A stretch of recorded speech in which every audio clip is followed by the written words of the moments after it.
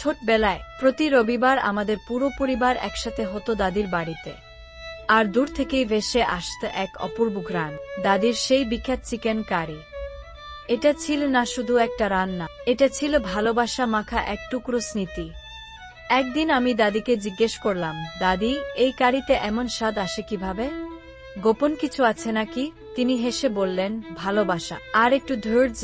আমি সেদিন তাকিয়ে দেখলাম দাদি রান্না করছেন খুব ধীরে, মন দিয়ে। জিরা, পেঁয়াজ, সবকিছু তিনি দিচ্ছেন চোখে মেপে নেয়, মনে মেপে। অনেক বছর পর যখন দাদি আর আমাদের মাঝে নেই, আমি সেই রেসিপি বানাতে বসি। সবকিছুই ঠিক রাখি, মশলা, পূর্ণ হাঁড়ি, এমনকি তার টিপসও।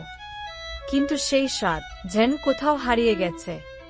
একদিন আমি তাড়াহুড়ো না করে ধীরে ধীরে রান্না করলাম। রান্নার প্রতিটা মুহূর্তে শুধু ভাবলাম দাদিকে, তার হাসি, তার আদর, তার ভালোবাসা। আর তখনই হঠাৎ করেই মনে হলো, এই তো সেই স্বাদ, দাদির রান্নার সেই জাদু আমি খুঁজে পেলাম। তখনই বুঝলাম, রান্নার আসল উপাদান শুধু মশলা নয়, তা হলো স্মৃতি, আবেগ আর নিখাদ ভালোবাসা।